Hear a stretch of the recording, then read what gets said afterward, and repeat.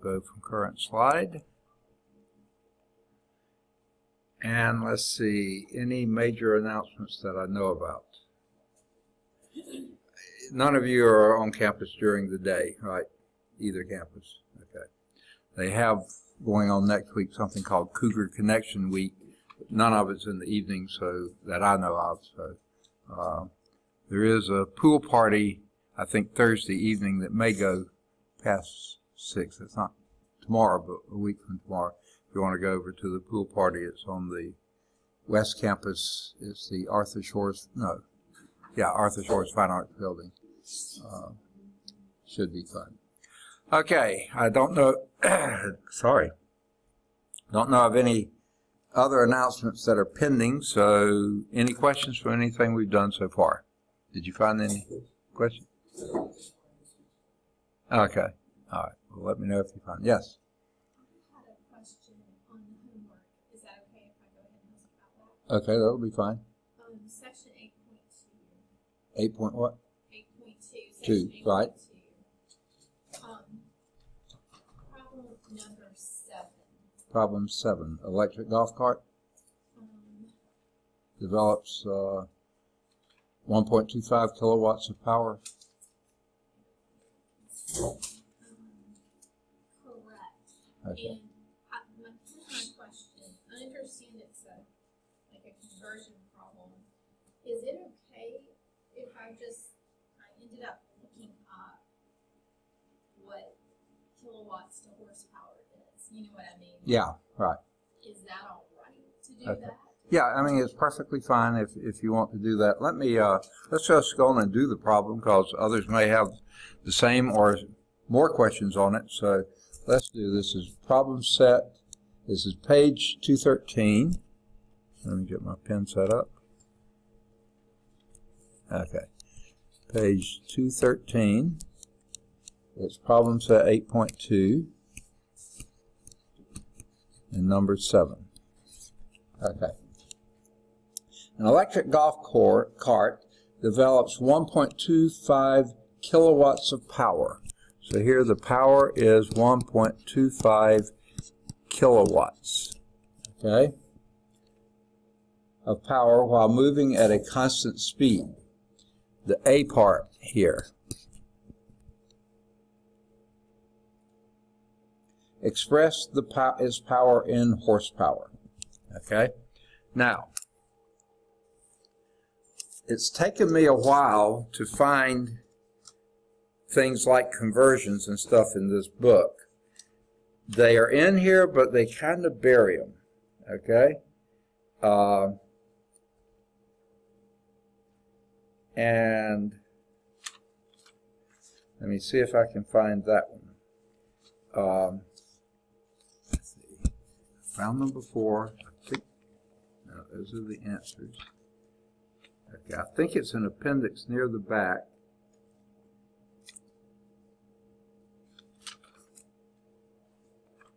Ha, got it. Appendix C, beginning on page 686. Okay, these U.S. weights and measures, conversion table for length, area, volume, mass, density. None of those work. Flip on over. Time, speed, force, power, near the bottom of, right on the bottom of page 688. They have British thermal unit, foot-pounds per second, horsepower, kilowatts. And these are converted to all these others. Okay? So, the tables are not particularly easy to follow either. So I'm going to put me a mark back here. I thought I had one, but evidently it's flown the coop. Okay. And let me put my mark here so I won't lose where we were. All right. If you'll notice there, we're doing kilowatts to horsepower. So 1 kilowatt equals 1.34 horsepower. You see that in the table? You go across from 1 kilowatt equals 1.34 1.34 horsepower. Okay, so you can do your conversion here, equal blank horsepower. Now, what unit goes where? Always put the units in their place. Kilowatts on the bottom, horsepower on top, and we have 1 kilowatt, that would be down here, equals 1.34 horsepower. So it's a fairly simple multiplication. I think it's going to be something around 3, maybe not quite 3, but something pretty close to it.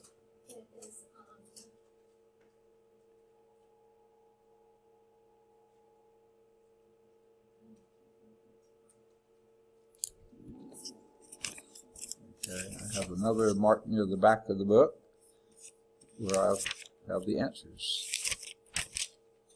Chapter 8, 8.2, 7, yeah, 1.68 horsepower is what they have in the back. And I think that works. I don't have a calculator on me, but is that right? Okay, so there's the A part. We've done it right there. And what was it, 1.68 horsepower? Okay. Now, is that the kind of stuff you were talking about, that research and finding out?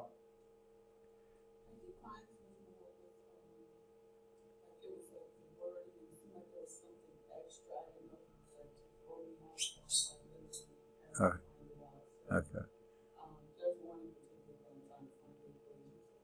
Okay. All right. Well, it's okay. All right. There was a B part for that question too. If the cart travels 200 meters in 35 seconds, so the B part has a distance, and I can't remember what they used for distance here. S, wasn't it? Okay. S is equal to 200 meters, with the third digit being significant, so all three are significant, meters, in 35.0 seconds. So there's your time of 35.0 seconds. So all three of those digits are significant. What force is exerted by the cart? So we're looking for F. Okay? Now,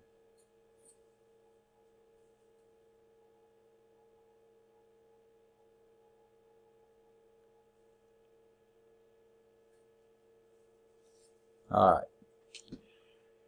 Now this one you sort of have to back around a little bit. How would you approach it? Well, you could change horsepower back to, I mean, since we have meters and since we have seconds. Right. Well, frankly, I would use the power, since you're dealing in meters and seconds, let's leave it in watts anyway. So we might need to take the power from kilowatts to watts. Okay, so that's what I meant. Like the answer that we had of horsepower. Right. We don't need horsepower in this part. Right, right. So then to get to yeah. watts. Right. So well, let's just start with the formula. The power is equal to what? Work per unit time. Okay? Time rate of change of doing work. Okay? So we got the time. That's okay. All right. Now, what is work? Force times the displacement. So I'm going to put it F dot S, or times S over T. Okay, so now we have everything in place. We're looking for this one. We know this, this, and that. So let's solve that for force. What would we do?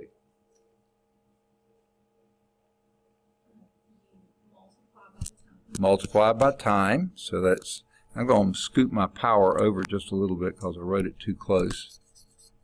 Okay. Multiply by time, and that wipes out time here, and got to get rid of the S, right? So divide by S, okay? So that should give it to us, okay? So we got rid of that time.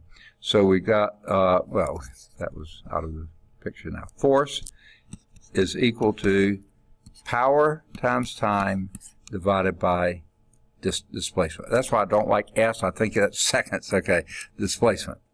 All right. Now, the power we need to get to watts. Now, we could do another conversion unless you happen to know how many watts that is. Yes. It would be 3 times. So 1,250 watts. Okay? So that'll be our power. 1,250 watts of power, which is joules per second. And a joule is a Newton meter per second. You okay with that? That's a watt. Joule per second, and a joule is a Newton meter. And why did you change it to that? Just because I'm going to need them to cancel out. So just sort of looking ahead. All right. Times the time, and they gave us a time of 35.0 seconds. So now I know the S's, the seconds are going to go. And the distance is 200 meters. Okay? And that will take the meters out of there, and that leaves me with the force in newtons, which is what I want. That's why I wanted to get down to newtons. Now, if you know that force is in newtons, do you have to actually, cross out those? Do you have to change from? Okay. Here's why I do what I do, to make sure I haven't multiplied where I needed to divide or divided where I needed to multiply, because the units are my friends, and they help tell me, whoops, you got this in the wrong place. So that's why I live by units. I sometimes figure out equations by units. I forget what the equation is, but just getting the units to line up, I say, oh yeah, and that's the equation. Yeah, I remember now, Units are, like I said, I really live by the units. And so did you change that watt to the joule because you knew I knew a watt was a joule per second, but then I knew a joule was a Newton meter. I wanted it in newtons. So that's why I kept going. That's why Yeah. So you have to look at what you want, like yeah. anything you want. Well, that's how I do it, yeah. You can, you don't have to do it my way, but that way I can tell everything's in place. Okay. A couple people came in. Let me make sure I've got them. Jennifer came in. And is it Amber? No. Ashley. Okay, the other A word. Oh, there you are. I'm just seeing you up there. Okay. All right. And is this Kobe? Huh? Kobe? You're Shannon. Shannon, okay. Now, you found out this was the course you needed? I heard Coach Rice and he's like, just take it, because he don't want me to not take it, and then I need it by the time graduation comes. Okay.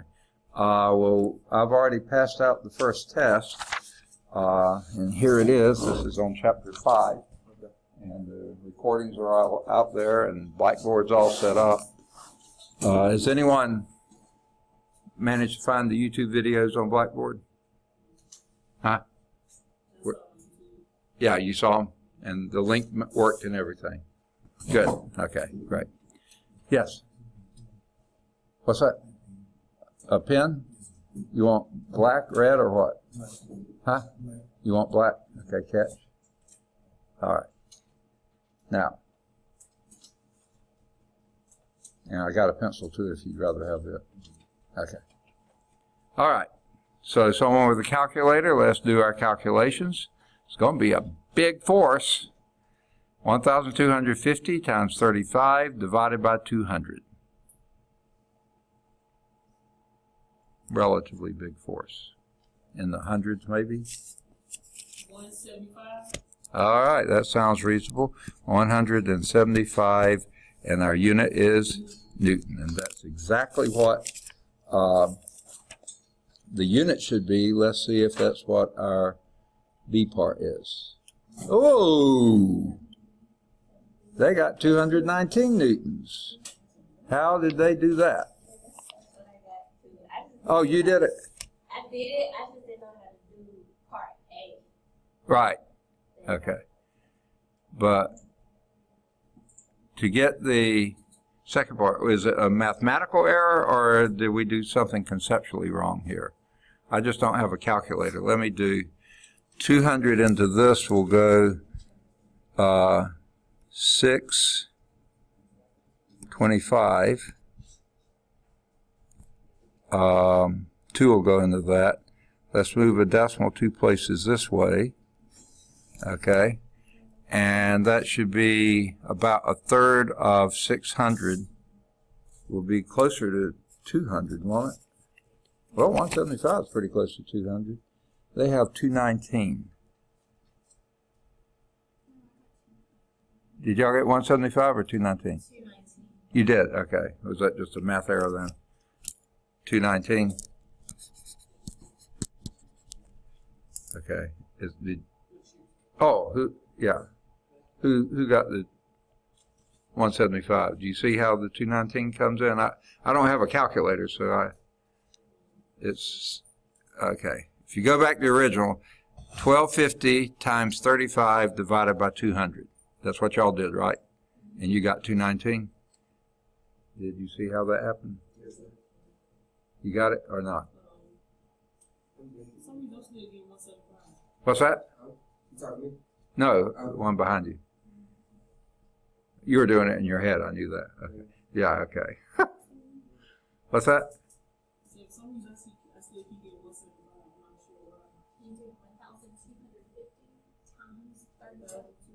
1,250 times 35 divided by 200. Second? Oh. Okay, got it. All right. Okay. All right. That was example 7. Were there others, or was that what? Yeah. Number 9. Same section. Same section. Okay. Can I erase this one? Everybody? Okay. All right. Same page, same section, number 9. All right. How long would it take? Now that long is a time long. So time is what we're looking for here. I always like to identify that as I read. How long would it take a 950 watt motor? So what's that a measure of? Power. The power is 950 watts. And I believe that 0 is significant. Yes. Okay. Motor to raise a 360 kilogram mass. So they told you that's the mass. 360, and I believe that's significant too, isn't it? Where is it? 9. Yep. Kilograms. Mass to a height of 16 meters. Now, do they call that S2 or do they call it Y or H? That would be displacement, right? Yeah. So S. S, okay. S is equal to, oh, I've lost it, 16.0 meters. Okay. And we're looking for time. Okay. And our basic formula is what? Power is equal to work divided by time. But we don't have any joule units here, so we need to break down the work to be, what is work? Force times a displacement. So that would be your S. So there's your S coming in, divided by time. Well, we don't have a force here. We have a mass. So what is force in terms of mass? Acceleration due to gravity, okay? So that would be mg times S divided by T. And that's everything we've got, except G. Oh, we don't have G, do we? Yeah, we know it. And in the SI units, what's G? 9.80 meters per second squared. All right. Now, we're looking for time. So what might we do? So you can sort of forget the intermediate stuff, just deal with the first and the last. First we have to figure out the work. You could, okay. Or if you just want to use what we got here, I mean, that's perfectly fine. If you want to use what we got here, multiply both sides by time, just like we did before. And again, I put the P too close to the equal sign. Now, what you're saying is perfectly fine too. I'm just going to show you another way. And this is P times T, okay? So the T's go out. Now, we're looking for time, so divide by P. So that will give us time is equal to mgs divided by P. And like you were saying, the mgs is your work. Divide that by your power, and that should give you time. So yeah, the way you were going to go is perfectly fine too. I started off like that, and then I second guessed myself, and then I just like gave up. Well, let me second guess you. You just do the work. No, I'm just kidding. Well, see, I thought I set it up correctly. Yeah, you probably did. This right here is your work. mgs. Force times the displacement is work. Divide that by the power and you get time. Like right here. Yeah, exactly that. Power is equal to work divided by time. If you solve for work first, then multiply by time, divide by power. Same deal. Okay, so here's my question though. Yeah. Once one multiplies all that out, I know that previous problem you did, you said these units are your friends. So Right. I know we're looking for time. I'd like to just say seconds and not have to, Right. But do we need to think through those? Well, units? that helps me know I did it right. So what's your mass? 360 kilograms. Okay? And G, we know, is 9.80 meters per second squared. And S was 16 meters. Okay? Now, divided by, here's where your problem comes in, is power. 950 watts. But what is a watt? It's a joule per second, right? Because look at this, a joule per second. Okay? Well, what is a joule? It's a Newton meter. So that's a Newton meter per second. Okay. You can stop right there if you want to and recognize that kilogram meter per second squared is a Newton. So that's going to wipe out the Newton. And then we had meter per second. Okay? A Newton meter per second is a thing, is a joule per second, and that's a Newton is a kilogram meter per second squared. So you don't have to do them all. So, looking here, we see the meters will cancel out. And while we've got left the only unit, nothing on top, so that's just a 1. In the bottom, it's a 1 over S. And when you take 1 and divide it by 1 over S, that's the same as 1 times S over 1. So your unit is seconds. Yes, that's what I want my time to be in. And how did you get, I'm sorry, how did you cancel out the kilograms? How do I cancel out what? The kilograms. I couldn't hear you. The kilogram? Oh, right. Okay, yeah. Okay, as soon as you told me, whoever told me, that this was a Newton meter, as soon as I saw Newton, I looked up here and said, wow, Newton is a kilogram meter per second squared. That's what a Newton is. So I didn't have to write it out. I just canceled it. And then the meters canceled out, and you're left with 1 over second. I just wrote it over here. And so you see that comes out being second. So all we have to do is deal with the numbers now. We know the unit is second. So it's 360 times 9.80 times 16 divided by 950. And see what we get. 59.4 seconds. A little bit louder. 59.4 seconds. 59.4 seconds. Awfully close to a minute. Okay? Does that sort of make sense? let's see, what's the problem? How long will it take the motor to raise that a height? Yeah, about a minute. That sounds reasonable. I don't know. Let's see what they got in the back.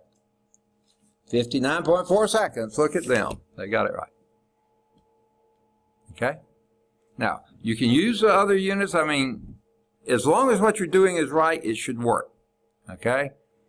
I just sort of like to go to basic units when I need to, but if I can see some shortcuts, I'll take them. But, now, Ashley, I thought you had a question. You look like you did. I did, but it's for question 8.1. 8.1, that's fine. So, I want to go back and do that. 8.1. 7, 8. Number 5, I'm finding it. Slowly, but getting there. Okay. There it is, number 5. Whoa, where is it? Oh, it's the one that doesn't have a number by it. All right. Okay. All right, to erase 9? Anyone need that a little longer? No? Yay, no? Okay. Okay.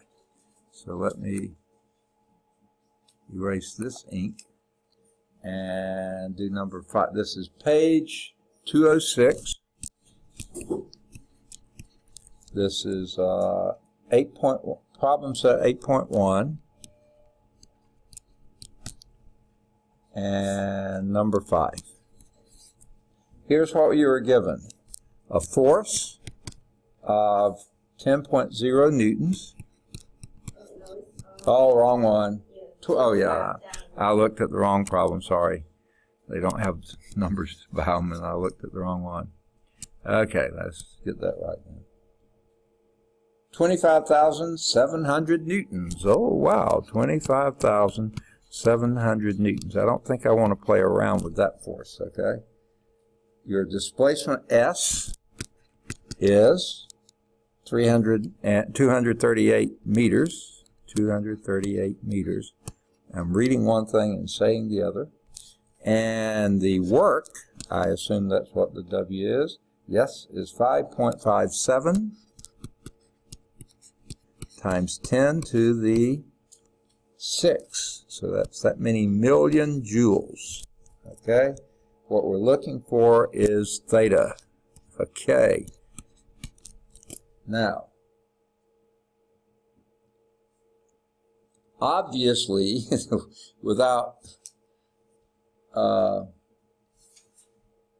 any picture or anything else, it must be something like problem, the figure 8.8 or 8.9, okay? Don't know exactly which, but I think we can, oh, now this may be one of the things that you were talking about, because this is something we didn't learn to do, but I think we can do it, okay? Now, let's get the formula. I said the pictures will work, but we need the formula. Turn back one page, but on the opposite side, you see work is equal to, you see that one? Work is equal to Fs cosine theta. That's the one we're dealing with. See, we got work, we got S, we got force, and we're looking for theta. Okay, so this is the unknown. All right. So let's strip everything else away. And now, this is how I do it. If you have a better way you understand better, it's perfectly fine. I like to divide by the F and the S, because I don't want them over here with the theta. That's what I'm looking for. So divide both sides by Fs. Okay? That wipes them out here, and you're left with cosine theta. Now, here's the part you may not know how to do, because we didn't go over it in class, I don't think. How do you undo a cosine? Well, you undo that with an inverse cosine. Okay? So what you do is you get a number here, and what you're going to do is do an inverse cosine of this and an inverse cosine of this. Okay. Now, an inverse cosine of a cosine, that's sort of like adding and subtracting, multiplying and dividing, raising it to a power, taking a root of that power. You just undo it, that leaves you just with theta. And that gives you what you're looking for. So you get the inverse cosine of, and you take the work, which is, here we go, 5.57 times 10 to the 6 joules. Well, what's a joule? A Newton meter, okay? And divide that by 25,700 newtons, and also divide it by 238 meters. This is really poor planning, wasn't it? Let me clean that up a little bit. Okay, I'm going to do it over here.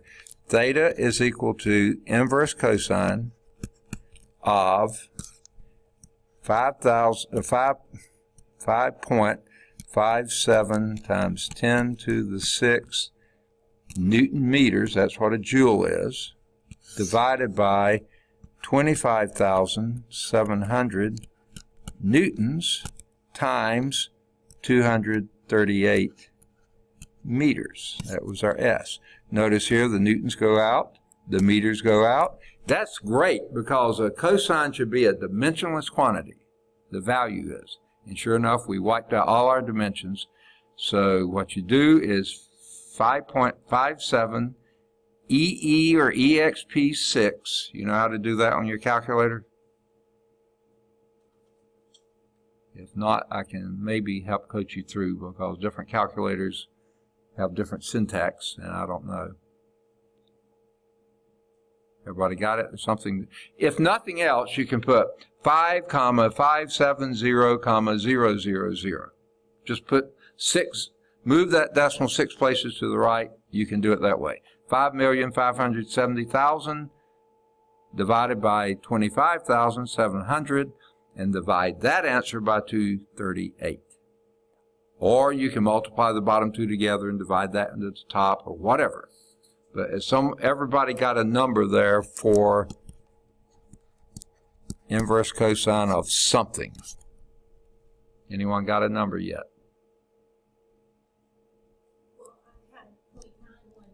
0.911. That's in an emergency anyway, right?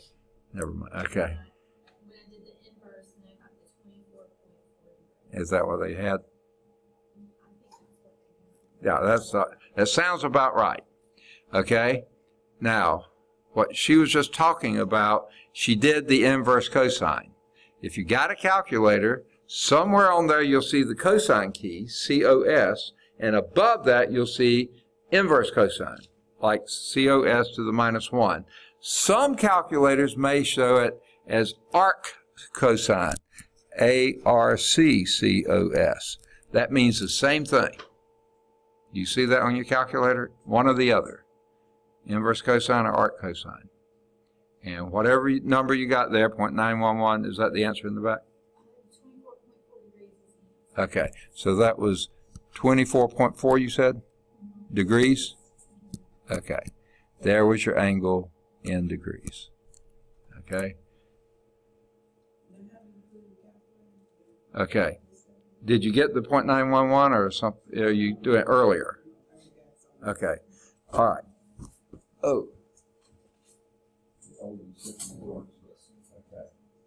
Now, want to use scientific notation? All right. You have. I don't see well.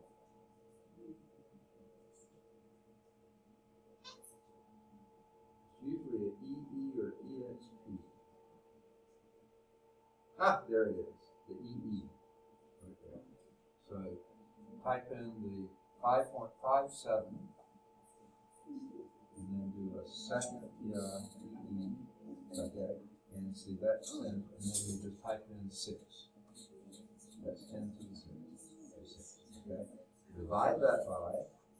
Now you can open parentheses if you want to. And then do your 25,700 times 238 close parentheses. All right. Whoa.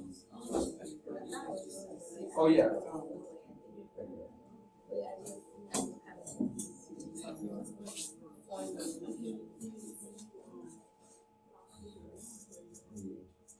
We're off by one.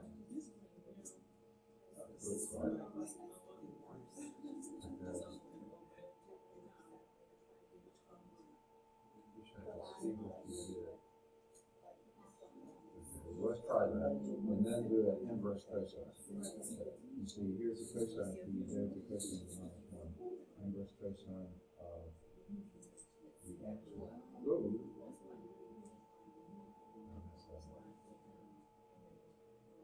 The second answer.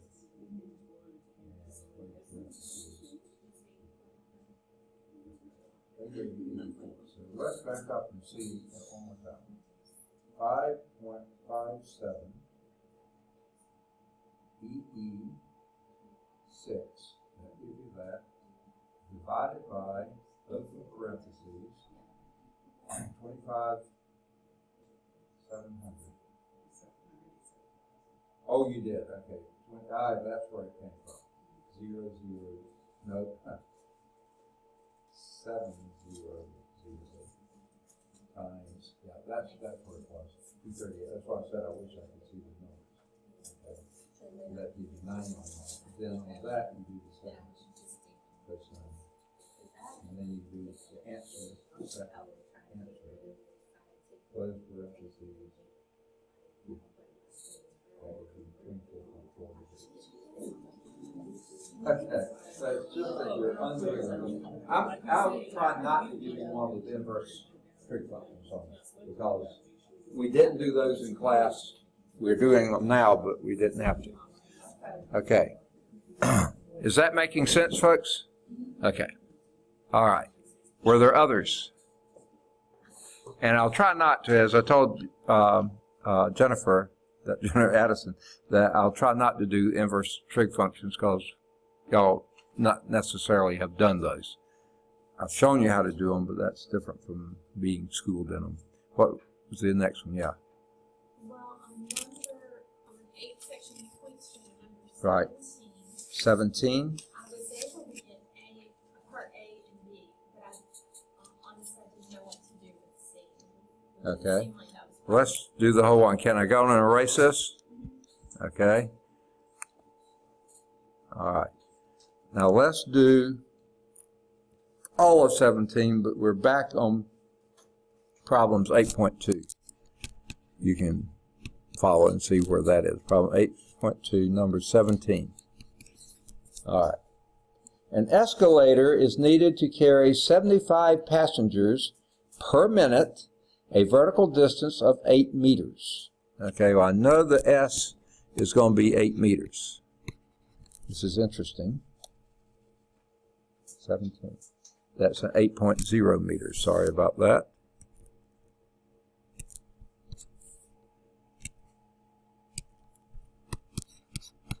Okay. Distance of 8 meters. Assume that the mass of each passenger is 70 kilograms. So you have 75 passengers per minute, if I'm remembering right. 75 passengers per minute times, yeah, 70 kilograms per passenger, right? I like to use units here, even though they're not standard units, per passenger. That's what it says, if I can find it. Of the mass of each passenger is 70 kilograms. So you see your passengers go out, and you got kilograms per minute, which is okay. All right. The A part. What is the power in kilowatts of the motor needed? Okay. Well, kilowatts is what? Power is, that's what we're looking for. And that is what? Is what? Work divided by time, okay? And work is force times the distance divided by time. There comes our distance in there. But force is mass times acceleration due to gravity times distance divided by time. All right. So this is the mass. This is actually mass divided by time. Okay? But the time for kilowatts and watts is what? Minutes or seconds. So we need to get this here, 75 times 70. We need to do a conversion factor here to get this to be blank so many kilograms per second, not kilograms per minute. So what unit goes where? Minute on the, okay, so 1 minute equals. Okay, minutes on top, so the units will cancel out, right? So units are your friends. Seconds on the bottom, and 1 minute is how many seconds? 60 seconds. There we have it. So that'll give us kilograms per second, which is a strange unit. We don't really have a thing to name it by, but that gives you kilograms per second. Okay? So that's your time, is your second. So this thing right here is going to be that answer there. 75 times 70 divided by 60. That's going to be your kilograms per second, mass per second. Okay? Plug in the numbers.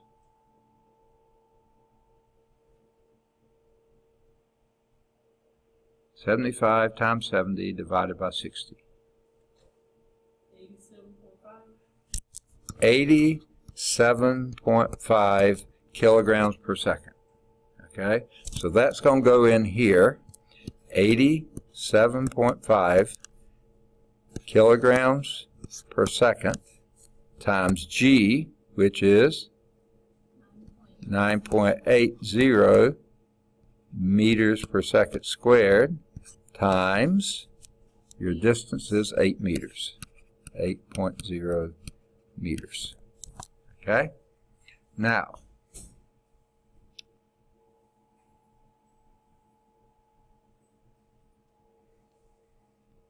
let's do the math, and we'll worry with the units. 87.5 times 9.8 times 8.0. And that'll be it. What's the number? 87.5 times 9.8 times 8.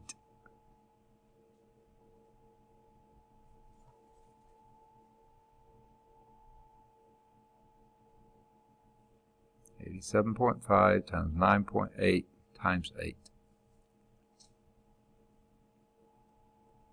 6.86. Say again? 6.86. 6.86. Does that have a notation after it? Times something? Times E something or something like that?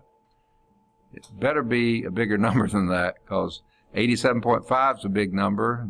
9.8 is almost 10. That'd be 875 times 8. That would be something pretty close to 7,000. What'd you get? That sounds reasonable. 6,860? Okay. And that would be, let's see what a unit is. Kilogram meter per second. What's a kilogram meter per second?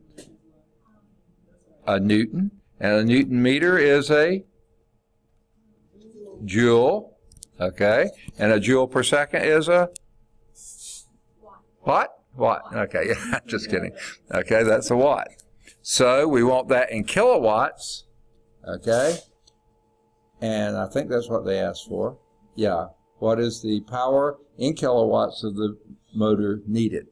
But at this point, you notice up here, 2 significant digits, 2, 2, 2, everything's 2. We need to round this to 6 point. Here's the second digit. Look to the right. It's greater than 5. So round this up to 6.9 kilowatts. Okay? Is that what they had in the back? They did. Yeah. And that's why. Because they only had 2-digit input. It didn't matter that you carried around more digits than you needed, but at the end, round it to the number. So that's just the A part. Let's go to the B part. Express this power in horsepower. Now you can go to that table in the back. Remember? We did that earlier. Divide that by 0.746. Say again? Divide 6.9 by 0.746. Okay, 6.9 by what? 0.746. Okay. And yeah, I can see you did it. 1 horsepower is that many kilowatts. That certainly would work. But let's just do it the way we did before. And I mean, all these ways work and they're all good. But 6.9 kilowatts times blank blank is equal to blank horsepower. And they say in the back 1 kilowatt is 1.34 horsepower. So you put horsepower on top, kilowatts on the bottom, so kilowatts will cancel out, and that was 1.34. It gives you the same answer, perfectly fine, and that gives you something, what, around 9 or 10? It's 9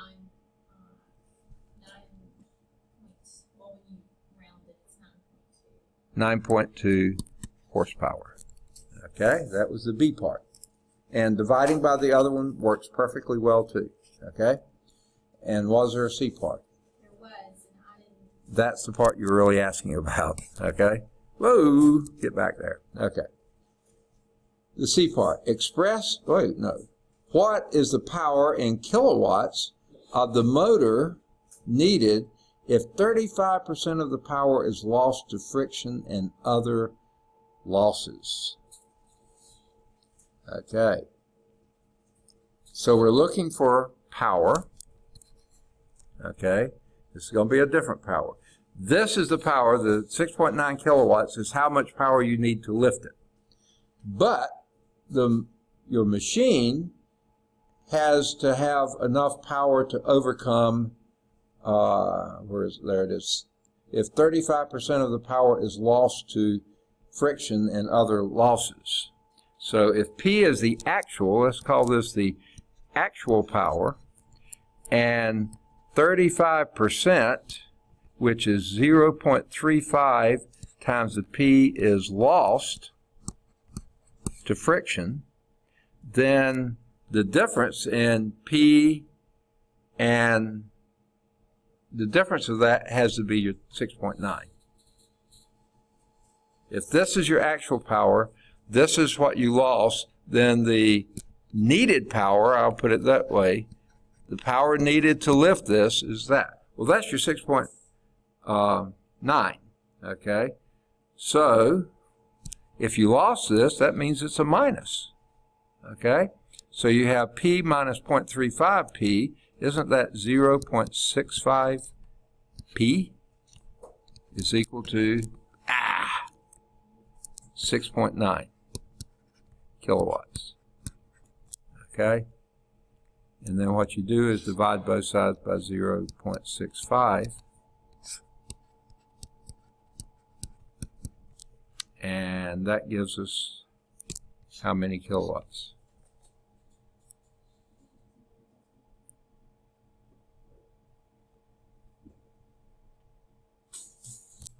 6.9 divided by 0.65. It's going to be something greater than 10. Just a little greater than 10. Say again? 10.62. 10.62 HP. But we really can't use that many, so we'll call it about 11 horsepower. That would be good to have a little bit extra too. All right, let's see if that's what they have in the back. Whoa!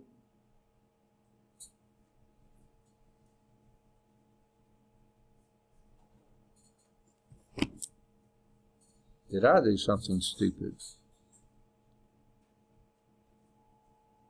I think I tend to disagree with them.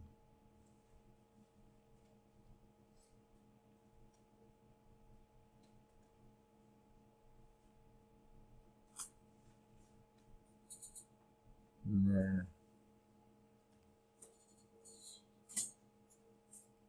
I think the way we did it was right. It's okay. Again, this is something that we haven't worked any of these in examples, so I'm not going to test you on one like that.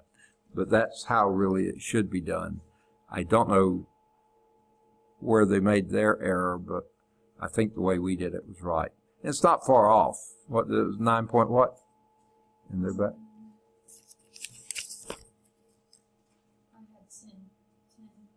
They did 9.3, we did 11, or 10.62.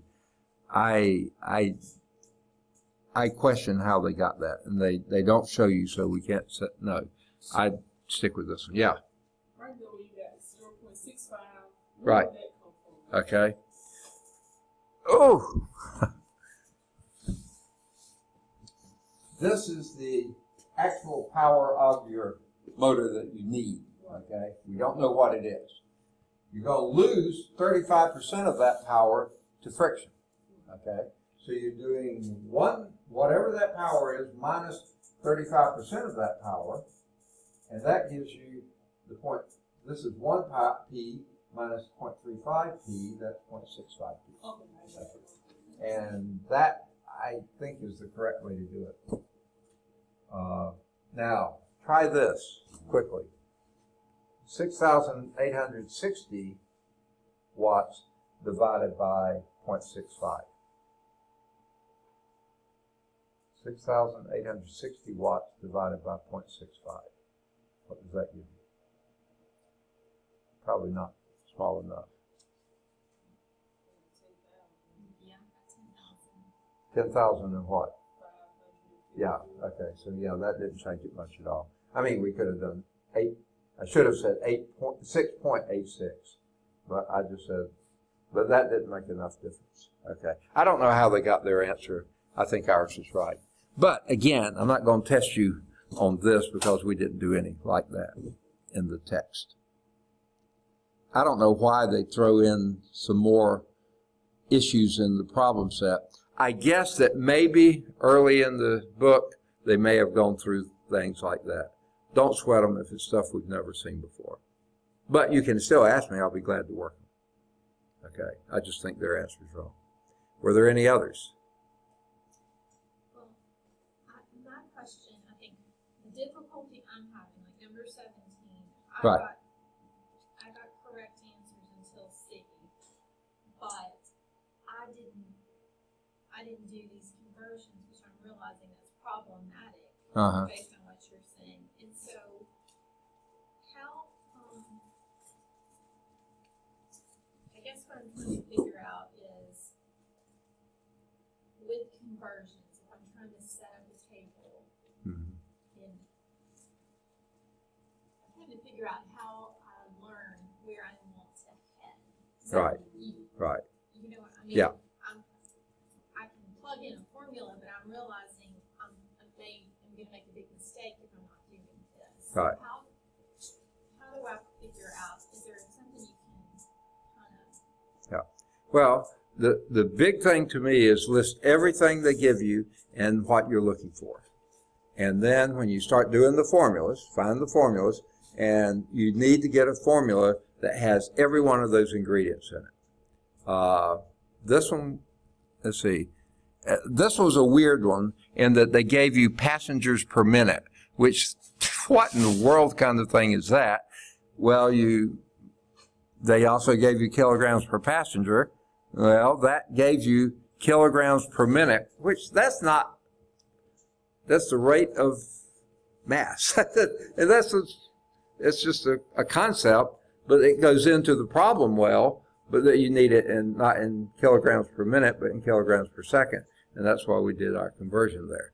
But you had no way of knowing that except, well, they gave you power also, didn't they? No, they were asking for power. What is power? Work per unit time. Well, kilograms aren't anywhere in work, so what is work? Force times distance. Okay, well, there's a distance. We needed that, so we got so far. We still need to get kilograms, and what is a force? Kilogram meter per second squared. Okay, a Newton is force is mass times acceleration. I start plugging it in and I do it very close, but then I get confused as to what do I put in my kilograms. I do all this stuff out and then I can start getting confused as to what I put into certain spots. Right.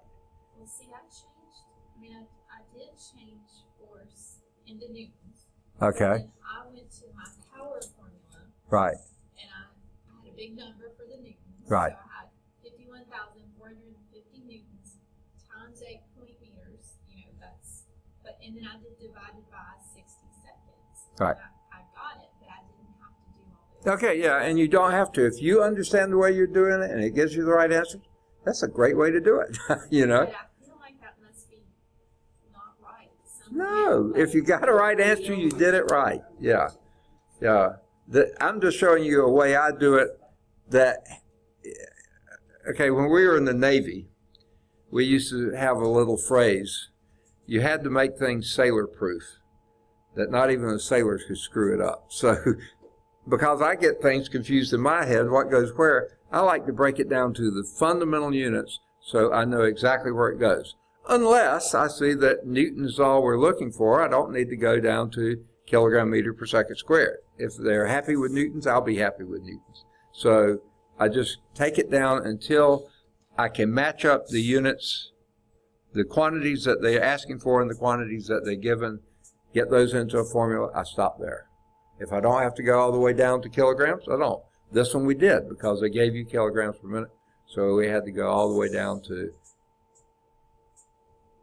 mass times acceleration due to gravity times second. We had to go that far just because they gave you kilograms. So, yes. So I figured out how they got what they got at Part C. Okay. So they took the number that we got in the 6.9 or the Right. 6,860 and they Multiplied it by 1.35? No. Looks like they took the number and then they added it to the number times 0.0 or 0.35. Yeah. Okay. I wondered if they did. Okay. That's how I thought they did it, and that really isn't the right way. This is the right way. Whatever that power is, you're losing it from that. You're not adding it to this. You're losing it from the original power. I mean, that's the way it was stated here. I was afraid that's what they were doing. Because what is the power if the motor needed, if 35% of the power is lost to friction? So you have to have the power of the original motor, lose it, and then that gives you this number. It's not that you take this number and add 35% to it to get that. That's what they did. That's doing 35% of this number, and it needs to be 35% of the bigger number. So either way, I would usually give you credit, but I'm not going to ask you one like that. But that's where I think they made their error. I wondered if that was what it was. I just couldn't do it in my head. But yeah, I see exactly what you're talking about. All right, are there any others? Did you find anything yet?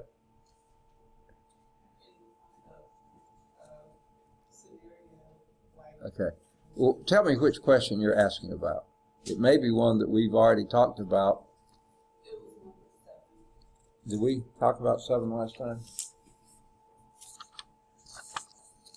Oh, that is a problem, okay? I meant to point this out to you earlier.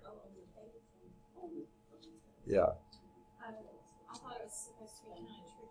What's that? Are we supposed to go ahead and turn these in? Our test? Do you What about them?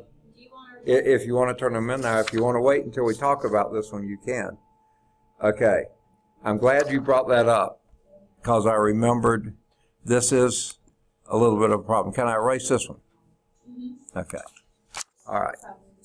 Number 7. A small railroad engine is able to exert 17,500 pounds of pulling force.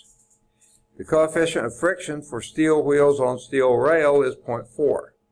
How many rail cars weighing 45,000 pounds each can this engine pull on level track? Okay? If I'm not mistaken, they screwed this one up. And I'm trying to remember how they screwed it up. Okay? I know, and I gave you credit for what you did because you did it according to what they said. Okay. Now, I want you to see it in the book too. So what we're dealing with here, oh, this was in the first chapter, chapter 5.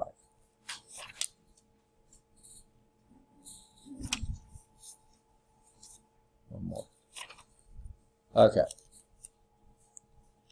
All right. And I didn't realize this until later, how badly they screwed this up. Okay. So what they have here is a small railroad engine is able to exert 17,500 pounds pulling force. So here's your little engine that could. Okay. Okay, there's your little engine. Okay, and it can do 17,500 pounds of pulling force. Okay, now, if the coefficient for friction for steel wheels on a steel rail is 0.4, so that's your mu sub, and that is actually static, I think. Mu sub s is 0.4. Is it 40? Yeah, 0.40. Okay. How many rail cars weighing? So here we got a bunch of rail cars here. And you have a whole bunch of them, so I'm not going to draw them all in there. But each one weighs 45,000 pounds. That is a weight, so that's F sub W is equal to 45,000 pounds. Now, something right there looks suspicious, doesn't it? How in the world could this little engine, 17,000, pulling force do that? Well, this is also your normal force. Remember, we talked about that. This is your normal force. That's the weight. Gravity's pulling them down on the track. This is the weight, the force the track is pushing up. And that's what this involves. Your applied force, or your frictional force, that's having to overcome is equal to mu sub s times the normal force, which is your 45,000. So this F is equal to 0.40 times 45,000. Now, what's wrong with this picture? That's more than the force there. Awfully close, but not the same.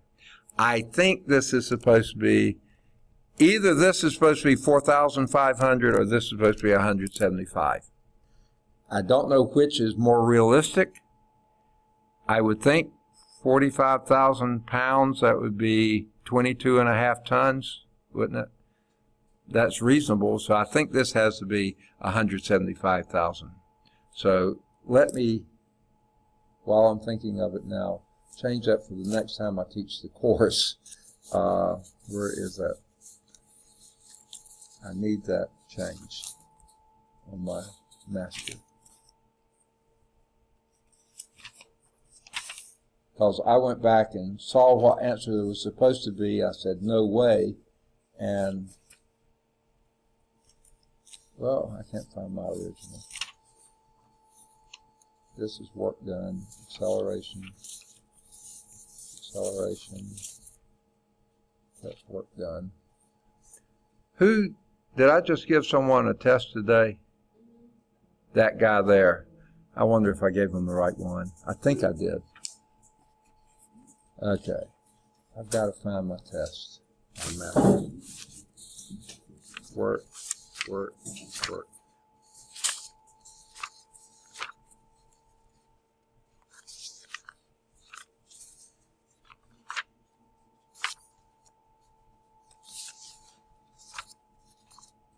I can't find my original.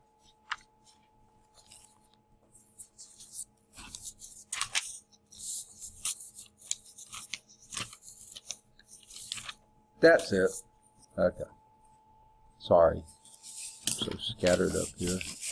Where is my pen? There. Oh, I won't have my pen.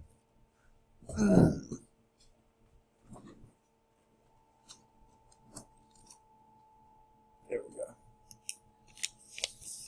Let's make that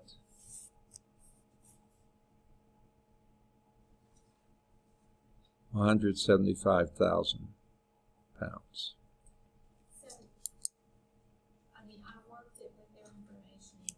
Yeah, if you worked it with this and did it somewhat like that, you probably came out with a very small number. Right. And if you rounded that up, that would be okay. If you didn't round it up, which in reality it wouldn't be able to pull that much and put even less than that, that was okay. If you use this number, that's okay too. Okay, so sorry, I'll get it changed for next time. Sorry about that. That was, but I gave you credit for it because you did it right with the wrong numbers they had. Okay. Okay. Does that answer your question for you? Okay, good. Yeah. All that was in the book. They just gave you a wrong number for the thing. Any others? Are we ready to do chapter 8? I think I've lost. Well, I found it again. I put that in the place. All right. We were on page 212, chapter 8, working energy. We were down to example 6. Okay, can I erase this one already? Okay. All right. A pump is needed to lift 1,500 liters of water per minute, a distance of 45 meters. So this is another one like that one you were asking about. The pump is needed to lift 1,500, with the first zero being significant, liters per minute. And that's liters of water per minute. Liters of water per minute.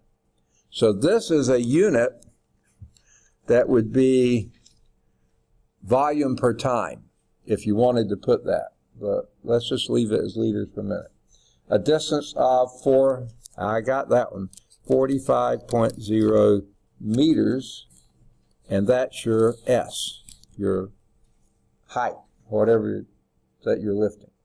What power, so we're looking for power, that's your unknown here, in kilowatts, must the pump be able to deliver? And then they tell us that 1 liter of water has a mass of 1 gram. So that then, that thing they just told us, 1 liter of water has 1 gram, no, kilogram of mass. Yeah, I was going to say it's not a gram. 1 kilogram of mass. So now this is a mass per time. Just like that last one. I mean, one of the ones we just did. So this is 1,500 kilograms per minute. But power is measured in per second, so we need to convert this to kilograms per second. So what unit goes where? Second? Minutes on top, so it can cancel out. Seconds on the bottom, that's where we want it. And how many minutes in a second or seconds in a minute? 60 seconds, 1 minute. Now, here's something for you not to worry about. 60 seconds in a minute, that's an exact number. You could put it as 60.00000, as many zeros as you want to. So don't think that's just 2 significant digits. That's as many as you want. Since everything else is 3, if you want to put 0.0, you can, if that really bothers you, okay? So it doesn't matter. Your math's going to be the same. So 1,500 divided by 60. What would that be?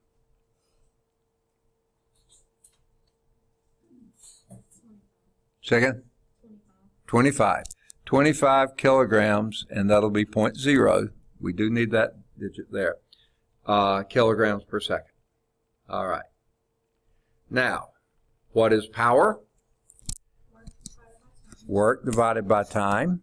But work is in joules. We don't have any joules in this thing. So what is work? Force times distance divided by time. Well, we got the distance, but we still don't have a force. There's no newtons here. So what's the force? It's what?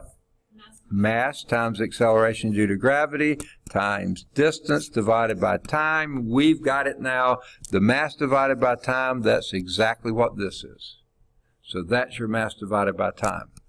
So that will be 25.0 kilogram per second. That takes care of that quantity. What's your G? 9.80 meters per second squared. And then what's your displacement? 45.0 meters. Okay? So this is going to be your power. Okay? Now, to look back, a kilogram meter per second squared is a Newton. A Newton times a meter is a joule. And a joule per second is a watt. A what? A watt. Okay. Okay. So this will give you that in watts. 25 times 9.8 times 45. 11,025. Second? 11,025 watts. 11025? Correct. Okay. Watts. Okay. And they asked for it in kilowatts, so that would be. And they also, we only need 3 digits, so that would be 11.0 kilowatts. You go to the 3rd digit, look to the right. It's less than 5, so you ignore it. 11.0 kilowatts. Oh, good for them. They got it right, too. So we should have done that one before we did the earlier one. What was that, 17? Yeah. Passengers per minute, yeah. If we had done that one first, that one would have made more sense. Is that making sense? Somewhatly? Okay. That does finish 8.2. And as I told you before, any of the odd number, well, I would do either 1 or 3. Those are similar to each other. And then any of the other 5 through 25. And I do some of every type. Some of them are more similar to others, and you can probably, if you got one type right and you understand the rest, go on to something different. All right, now we're going to energy. We've talked about work, and we've talked about power. Now we're going to talk about energy. Well, energy is defined as the ability to do work. Okay? Not everybody has a book, so let's see. Energy is defined to be ability to do work. And guess what? Same units. Work is measured in joules. Energy is measured in joules. Work is measured in foot-pounds. Energy is measured in foot-pounds. Ability to do work, same units. Okay? Now, they give you another definition. Mechanical energy. Here's the problem with energy, folks. There are so stinking many types of energy, it's just about impossible to keep up. We have nuclear energy that the sun is doing all the time. It's one continuous nuclear explosion up there. That's sending forth electromagnetic radiation into space. Some of that is really deadly stuff like gamma radiation and X radiation and other radiation. Fortunately, our atmosphere is blocking most of that and only allowing white light to come in. It allows a little bit of ultraviolet light to come in too. That's not good. That's why everybody loves to go down to the beach and soak up the sun and get a suntan, but that's killing tissue, by the way. That's what a suntan is, by the way.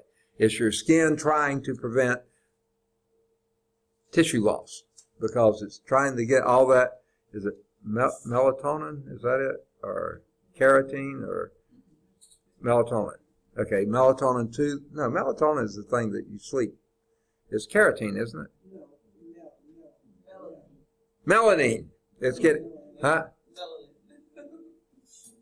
Melanin, yeah. Melanin? Okay, melanin. That's what a suntan is.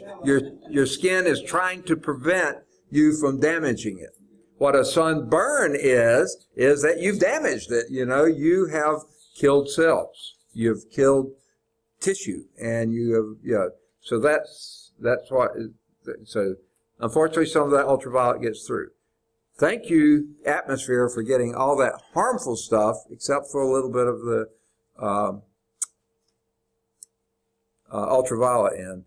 The white light is just fantastic. So that comes through. Well, here on this planet, we have these wonderful green plants out here. All kinds of green plants. And what they do, in their leaves, they have this magical type stuff called chlorophyll. And the chlorophyll takes that energy from the white light, the electromagnetic radiation that came from the sun, the nuclear energy there, and pulls that energy in and converts it to chemical energy. They suck up, they breathe in carbon dioxide from the air, the leaves do. They have the stomata on the bottom side. Breathe in carbon dioxide. They pull up water from the roots, which they've got plenty of today. And they, with the energy from the sun, they make the CO2 plus H2O, and they convert that chemically to make simple sugars, C6H12O6. Now that's sometimes called glucose, sometimes called fructose, and sometimes called sucrose. It's different ways they put it together, it comes up with that. Well, if you try to balance this, that's 6 carbons over here, so you need 6 carbon dioxides here. There's 12 hydrogens here, so you need 6 H2Os here to get you 12. Well, when you add those up, the carbons balance, the hydrogens balance, but you have 12 oxygens here, and 6 oxygens here. That's 18 oxygens here. Over here, you only have 6. So you must have released some oxygen. The oxygen always goes as O2. Well, that would be 9 O2. No. Subtract that from it, and I think you're back to 6 O2. I'm getting myself lost here. That's O2. Okay. You didn't need to know this. This is chemistry, not physics. But guess what? The trees breathe in carbon dioxide and breathe out oxygen. You know, if it weren't for those trees there, we would not be here at all, because our whole atmosphere would be carbon dioxide. Because those trees are always cycling that carbon dioxide in and putting out oxygen, then we can live. Because oxygen will react. It's going to react and react and react. And if it weren't for the trees pumping it out there all the time, and other plants, we would not be able to live. No animal would be able to live.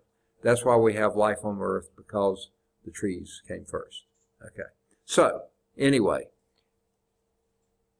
this is called stored chemical energy. And then what do? We eat those carbs, don't we? Those sugars, those starches, proteins. And then we burn them up. That's why we have a temperature of 98.6. We are combustion machines. Okay? and we're burning those, and that then allows us to talk, to see, to hear, to move, and to do everything else. So what has energy done? It started as nuclear energy, it became electromagnetic energy, it became chemical energy, it became energy of heat, energy of motion, energy of, it's just all kinds of things. And that's just a few of the types of energy you can have. It's always changing forms like crazy. And one of the forms that we have, especially in physics, we call mechanical energy. Yeah, that sounds like a good physics term, doesn't it? Mechanics, okay, mechanical energy. And that is mechanical, A-N-I-C-A-L, energy. That's made up of two kinds of energy. One of these is, let me get the same order they do, potential energy.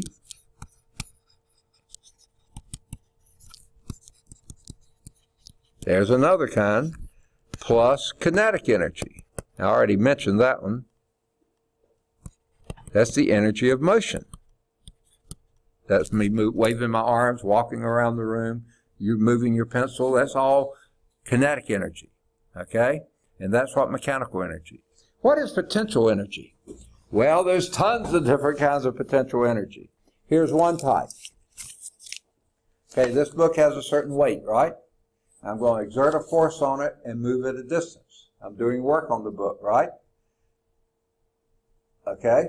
I added energy to the book. The book has more energy up here than it did down here because I added it to.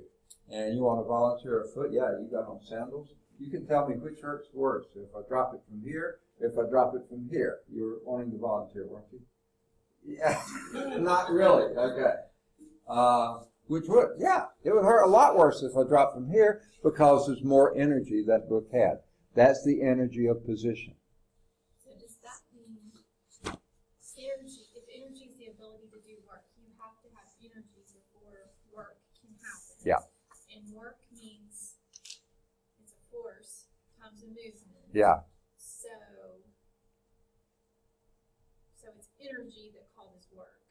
That causes work, and like if you drop the book, that's work, and it's the okay. energy. Actually, lifting the book was the work, and dropping it then, yeah, really changes this position energy into motion energy. Because as the book falls, it picks up speed, doesn't it? So that's kinetic energy, the energy of motion. As long as I'm holding it up here, it's all potential energy. As soon as I release it, the potential energy starts becoming kinetic energy. The mechanical energy is conserved. It's the same throughout the thing. The mechanical energy here is all potential because it's not moving. Once it starts moving, then it picks up speed. Before it hits the ground, all that potential energy has become kinetic energy. There's no more potential energy, so all the mechanical energy is kinetic energy right before it hit your toe. And wouldn't you be proud of that? So when it hits the ground, is it just still potential energy at that point when it's Okay. Now here's the thing with, and we're going to get to that in a minute. Well, let me go on and say, potential energy depends on what they call your zero reference frame. If the zero reference frame is the ground, then that would be the zero. If it was the tabletop, that would be your zero. Okay? So if I dropped it onto the table, this would be the distance it fell. Over here, it would fall that distance. So I either measure it from, and if I held it out the window, it would be the ground out there. Okay? It could be at the same level here, but it's a different potential energy measured from here than it would be from there, because what's your zero reference level? At some point, if whatever your zero reference level, it has zero potential energy when it reaches there. So then all the energy is kinetic. So does everything have potential energy? Good question. If I rolled a bowling ball down the floor here, it's not going to go any further down, so it wouldn't have. If I had it up here to roll it, if this was a bowling alley, it has potential energy here, but as soon as it leaves my hand and it's on the ground, it has no more potential energy. It all has kinetic energy there. When it hits the pins and they go, except mine always hit the gutter. another issue. Okay. So, I think we'll answer some of those as we get a little bit more into this. Hopefully we will. Okay? Now, there are many kinds of potential energy. I started to say that. One is the energy of position, which is gravitational potential energy. Because what did I work against to lift it up there? I worked against gravity. So that's gravitational potential energy. There's another kind that's called either spring potential energy or elastic potential energy. I'm trying to see if there's anything that would represent that here. But you know what a spring is, right? Okay, you have them under your car wheels. And when you hit something, the spring compresses, but then it pushes back. When it compresses, it's got spring potential energy. When it pushes back, it goes back to being kinetic energy, right? So a spring has potential energy. Those little green leaves, that chemical energy was stored. That's potential energy. That, let's just say that was a pecan tree out there, and it stored that energy in the oils of the nut of the pecan, and that's where it was stored until I ate it and then metabolized it and then was able to do work. That was potential energy. It's called chemical potential energy. So you have lots of different kinds of potential energies. We're going to be dealing mostly with gravitational to begin with. We might do a little bit of spring potential energy. Okay? Now, and I don't like, you've noticed, I think, before, all of their abbreviations, you might say. They say E sub P, potential energy, but they give the formula for gravitational potential energy. So actually, what I like to call that is GPE, gravitational potential energy. It's more specific. They call it E sub P, so you can call it that, but that's MGH. Okay?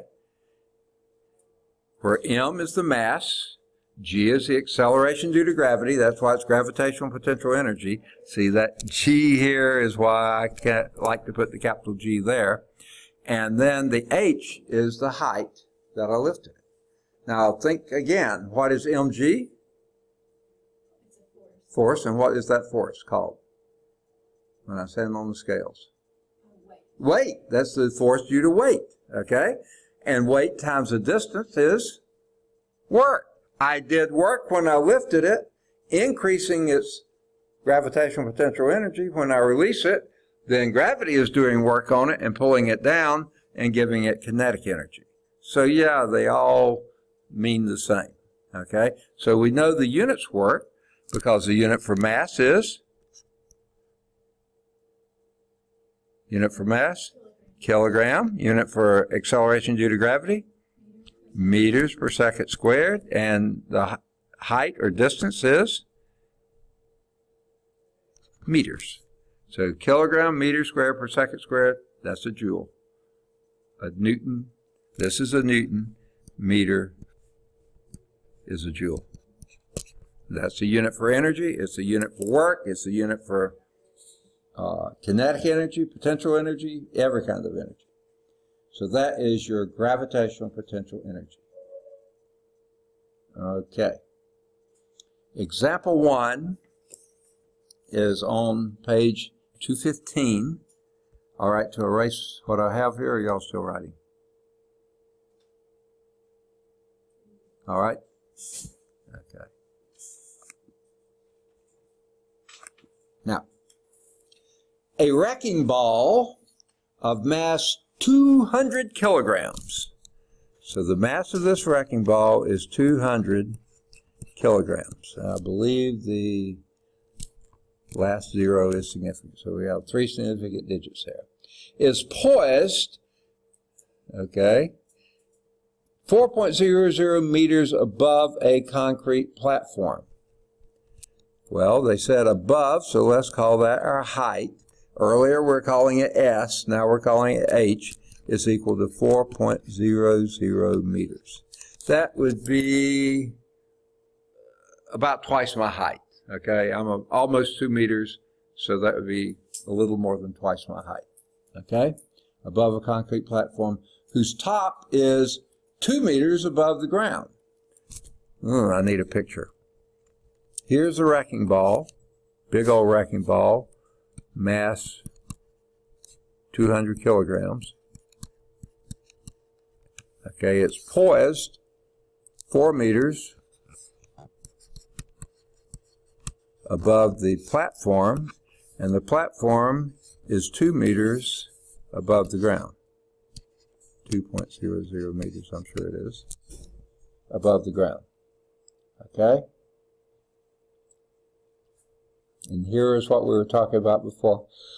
With respect to the top of the platform, what is the, and I'll use their thing, E sub P, or gravitational potential energy with respect to the platform. So I'm going to put a sub P there too. E sub P sub P. Okay? What would that be? Remember the formula? Gravitational potential energy was mgh. Perfect. And the mass was 200 kilograms. And G is 9.80 meters per second squared. And relative to the top of the platform, the height is 4.00 meters. Okay, if you can read my ugly writing, 200 times 4 would be 800 times 9.8. That would be almost 8,000. 7,000 something another. Anyone get it? Bless you. 7,840. 7,840 what units? Joules. Or if you wanted a smaller number and a bigger unit, you could call that 7.80. I should have put a bar over that 0. What? Kilojoules. Exactly. Okay? 7,800. They said 40. Did y'all say 40? Yes. Oh, you did. I didn't hear it. Sorry. So that's not a 0. That's a 4. 7,840. Let me clean that up a little bit.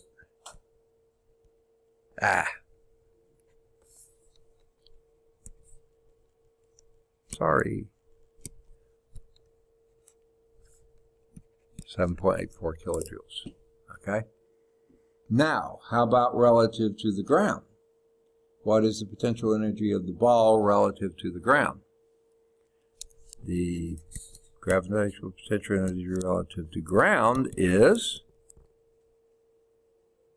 the M's the same, the G's the same, but what's the H now?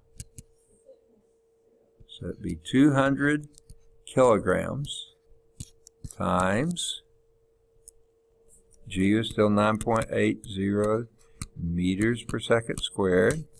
And now it would be, what do you say? 6.00 meters. Okay? That would be 1,200 times 9.8, which is something probably slightly more than 1,100. I mean, slightly less than 1,200, 11 something another. What you get? 11,800. What unit? Joules, or 11.8 kilojoules. Okay. All right. Good deal. And that's what they got. They got 11,800 joules. Earlier, 7,840 joules. All right. So, that's gravitational potential energy, mgh. Okay? Now, kinetic energy is due to motion. Okay, just like kinetic friction was the friction due to motion. Static friction was the friction due to being in place. Kinetic friction was the friction due to motion. Well, kinetic energy is the energy of motion. And if it's got motion, what have you got to have? If something's moving, what quantity is it always got to have? Yes, you got it. So let's call it velocity. So the kinetic energy, I hope they put an E sub k, they do. E sub k, I like to do KE for kinetic energy, but they do E sub k is, 1/2 mv squared. Strange formula here, but let me point something out to you. This won't fit in every case, but in most cases, if you see the primary variable in an expression squared, you're going to have a 2 in the denominator in front of it. Most of the time it'll be 1/2, sometimes it'll be 3/2, but you almost always have a 2 in the denominator. Okay? All this is based on calculus, and that's the constant due to integration. Okay? You don't need to know that, but that's why it's there. Okay, now, here's a few things to note. If you double the mass at the same velocity, you double its kinetic energy, right? What if you doubled the speed, though? Then you raise that, you square that, and 2 times that squared would be 4 times. 4 times the kinetic energy. Triple the speed, 9 times the kinetic energy. Okay, can you explain that again? Okay, because your velocity is squared. And if you double the 2, if you double the thing, you square 2, you get 4 times the kinetic energy. You 3 times the speed, 9 times the kinetic energy, and so on. And that's why, folks, when you're traveling on the interstate, following this big old transfer truck or something like that, and you're wanting to get around them, and he's going 60, you want to go 70, you creep up on him until you get a space, and then you whip out. Well, guess what? If he were to slam on brakes, you're in the back of that vehicle because you are not going to be able to react at that kind of speed, and your kinetic energy is going to be so great you're going to have a mess on your hand. Okay? Now, that's why the faster you're going, the farther you should be behind, because your braking distance is going to increase, but your kinetic energy is by the square. Okay? The braking distance just goes linearly. The kinetic energy goes by the square. So you better drop on back there.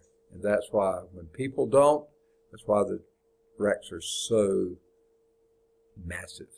If you're far enough back, you can account for your reaction time and stuff, you may be able to stop. But when you're up that close, there's no way physically for that to happen. You know, can't happen because of that. So when you're creeping along at 20 miles per hour, you don't need to be that far back. But when you're at 70, you don't just double or triple, you get a lot further back. All right.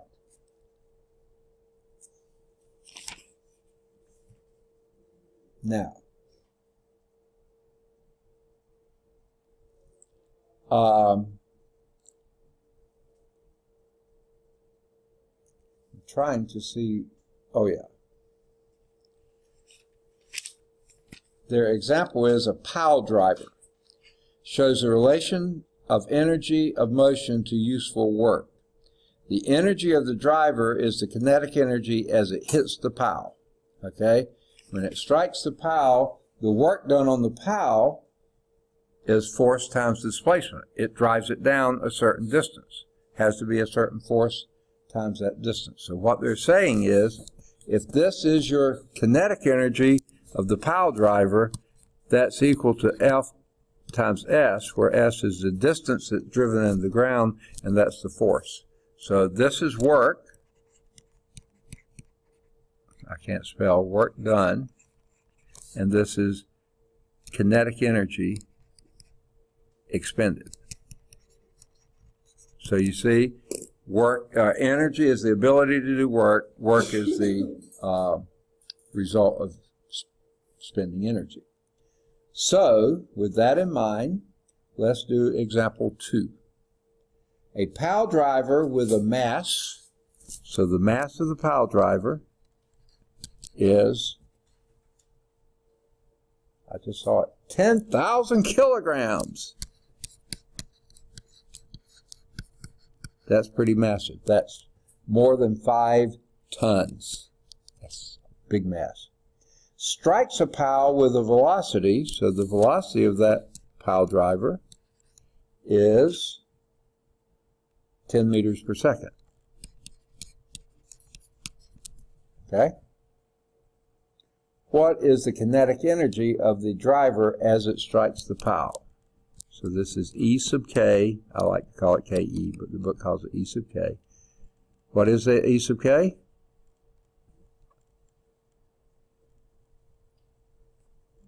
One half mass times velocity squared.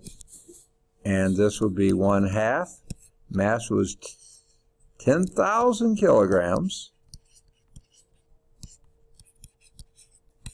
times 10 meters per second squared. Okay? Well, just to make it easier, I'm going to do 1/2 of 10,000 will be 5,000. Okay? Still 3 significant digits, so I'll just move over the significant digits. That'll make it easier. But what is 10 squared? That's 100, but when you square a dimension quantity, you also square the units. That'll be meters squared per second squared. And multiply that by 5,000 kilogram. My nose itches, must be going to have company. Did I miss something there? Yeah, it's 10.0. Thing. So that 0 is significant. 5,000 kilograms, because it took half of 10,000, and that would give you 5,000,000 kilogram meter squared per second squared is a joule. Exactly. Now, if you wanted a smaller number, bigger unit, what would that be? 500 what? Kilojoules. Got it. Okay. So, I'm still trying to understand when you talk about vector. Right. Scalar. Okay. I know you said work is not a vector. No, it's a scalar, and so is energy. Energy is also. Yeah. Right. Because, now this is, and I was thinking of saying this, but I thought maybe that'll get too confusing, but here's what's happening here. 1/2 is just a number, a scalar. Okay? Mass is a scalar quantity. It's just how much of it there is. The velocity, though, is a vector. But it's a velocity squared, and that's a dot product of the velocity with itself, which is a scalar number. Just like force times displacement is a scalar number, velocity times itself is a scalar number. It's not dimension. There's no direction. Direction. Direction, yeah. Direction and velocity, but not in v squared. Yeah. So that's where that comes from. And I'm glad you pointed it out. Okay, so that was the A part of the problem here. Goodness, my knee hurts. I just bumped it. The A part is, yeah. Yes. So the kilograms and the meter squared per second squared. Right. So the meter squared doesn't affect that. Doesn't what? It doesn't affect it going into joules. No, in fact, that's what a joule is. If you think about earlier, when we said work was force times a distance, remember? Force is Newton, which is kilogram meter per second squared, times a distance, which is another meter. So that gives you kilogram meter squared per second squared. That is exactly what a joule is. Yeah. Perfect. Good question. Good observation. Okay. Now, notice how they gave several different answers. They wrote this in scientific notation, and you don't have to know this, but just because you see it in the book occasionally, that would be 5.0. Oh, and by the way, the third 0 is significant. That's why I put it in kilojoules, so everything would be significant right there. Okay, 5.00 times 10 to the, how many places will we move the decimal? 1, 2, 3, 4, 5 times 10 to the 5th joules. That's one way to express it. I like 500 kilojoules just as well, because it's a lot less writing. Okay, I'm just lazy.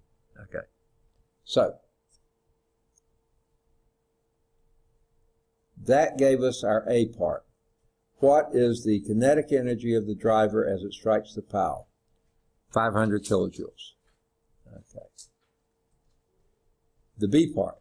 If the pile is driven 20 centimeters into the ground, that's not very far. So that's your displacement. S is equal to 20 centimeters. Okay. The question is how much force, I think it is. What force is applied to the pile by the driver as it strikes the pile?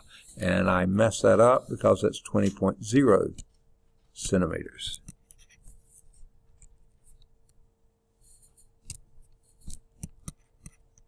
Okay, so we're looking for force. That's what they're asking. How much force did it hit the pile? Okay, is anything wrong with this picture right now? Yes, the centimeters. All of our units here are in meters. That's in centimeters. So we need to change that to meters. So let's do it up here. 20.0 centimeters. And we're going to multiply that by a blank blank. And you're going to come out with meters as the answer. So what unit goes where? Centimeters on the bottom, which puts meters on top. And how many meters in a centimeter? How many centimeters in a meter? Which? 100 centimeters is equal to 1 meter. Absolutely. And then 20 over 100 is 1/5 or 0.200. Okay, because we have 3 significant digits. 0.200 meters. So actually our S will be 0.200 meters. And you don't need that bar there. Any zero after the decimal at the end, that's significant because it's out there. Okay. So now the question is, what force was applied? Well, we already had the energy expended. Okay. 500 kilojoules, or let's go back to 500,000 joules. And that's equal to F times S. So 500,000 joules is equal to F times 0.200 meters. Okay? Now, at this point, I'm going to divide both sides by 0.200 meters. I'll divide this by 0.200 meters. But I also want to change that joule. What is a joule? Newton meter. And you see why I did that? So the meters can cancel out, and that gives our force in newtons, which is a great thing to measure force in. So with your calculator, 500,000 divided by 0.2.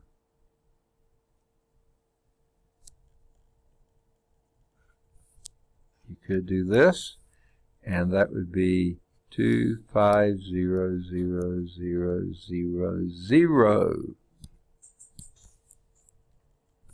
Is that right? Okay, it looked like I had too many zeros in there. Yeah, I did. I put my decimal in the wrong place. 1, 2, 3. 1, 2, 3. Yeah. So that'd be 2, 500, 0.000 newtons. And for some reason, very seldom do they use the metric prefixes with newtons. I mean, you can. There's nothing wrong with it, but very seldom they do. If you use it, that would be 2.50, because that's your significant digit, mega newtons. Well, that looks like Minnesota, doesn't it? So I don't know. I don't know why they don't do it, but maybe that's why. But I think they probably say 2.50 times 10 to the 6 newtons. Bet you that's how they do it. Is that what they do? Look at them. They did it that way. I don't know why, but most of the time you don't see, occasionally you'll see kilonewtons, but It's pretty standard with joules, right? To Yeah, it's, yeah. And you can do it either way, scientific notation or moving your decimal. All right. Now, was that the end of the problem? Yeah. All right. Oh, here's another one. I thought that looked like another problem. Can we erase this one? Ready for the next? All right. A 60-gram bullet. What does that measure? What you? Yeah, we're going to change it to kilograms, but that measures mass. 60.0 grams, that's your mass of the bullet. Okay? It's fired from a gun with 3,150 joules of kinetic energy. So your E sub K is equal to 3,150 joules. Okay? Now, obviously, the 5 is significant. The 0 is not because they don't have a bar. All 3 of those are. Okay? Find this velocity. So we're looking for V. Okay? But we have a problem, Houston, in that a joule is kilogram meter squared per second squared. So we do need to convert the 60.0 grams to kilograms. And what unit do we put where? Gram on the bottom, kilogram on the top. That's where it belongs there. How many kilograms in a gram or grams in a kilogram? 1,000 kilograms in a gram. Ooh, really? No. Yeah, okay.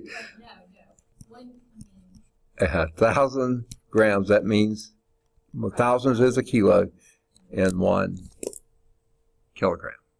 Okay? So we're going to divide this by 3 zeros, so that's going to move it 3 places. So that's going to be a 0.0600 kilograms.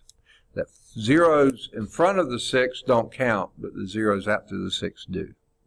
So that's the amount of kilograms. Okay? So, what's your basic formula then? I can't write. E sub K is equal to 1/2 m V squared. And we're looking for V, so let's first deal and isolate velocity squared. What's the first thing we're going to do? Second?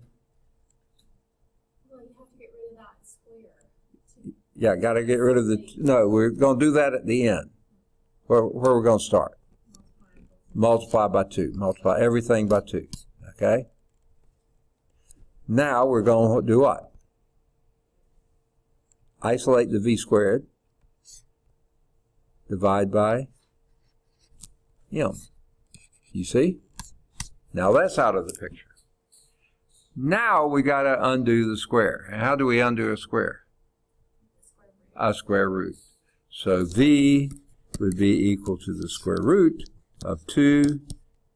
I can't write that. E sub K divided by m. All that is under the square root. Okay? So that would be the square root of 2 times 3,150 joules, which I'm going to write as a, what's the basic unit for joules? A Newton meter. What's a Newton? Kilogram meter per second squared times another meter is kilogram meter squared per second squared, divided by the mass. And what was the mass? Ooh, tiny number, 0.0600, what units? Kilograms. And you see why we need it in kilograms? So we can cancel those units out. Now that's going to give us, oh, and when you, well, okay. Let's first do our multiplication and dividing. 2 times 3150 and divide that by 0.06. That's 6,000 300 divided by 0.06, what do you get?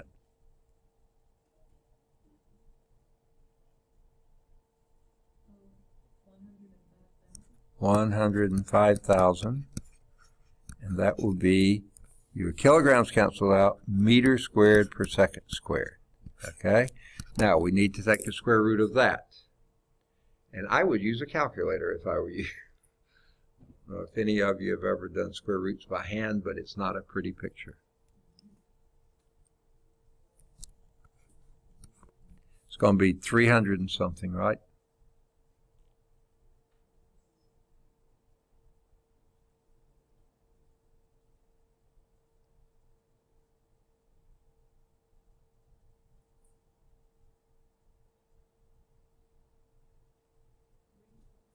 Second? 324. And then when you take the square root of the units, that gives you meter per second, which is an excellent unit for velocity, isn't it?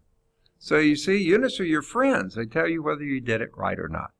So I see 324 meters per second, and that's what they got to. Good for them. Okay. See how it works? All right, good deal. Now, they have a little bit more verbiage at the end. Compressed or stretched spring contains internal potential energy called elastic or spring potential energy. Robert Hooke, and they give his dates there, he was a little bit older than Isaac Newton. And they didn't always get along because Newton was a hard person to get along with. But, you know, he lived a little before Newton and while Newton was alive. And they talk a little bit about it, but they don't do much else with it. So, problem set 8.3, do any of the odds, 1 or 3, and then do any of the odds 5 through 21. Do some of each group so you get a general idea of what's going on. All right. Oh man, we don't have time to start 8.4, do we? Not even a little bit. Right? Sorry. Okay, well that sort of wraps it up for the night. We got almost 2 hours in, an hour and 57 minutes, so we did pretty well there. Glad y'all had questions at the beginning. That shows you're doing your work. That's excellent to hear. And then we'll begin next time with conservation of mechanical energy. Okay.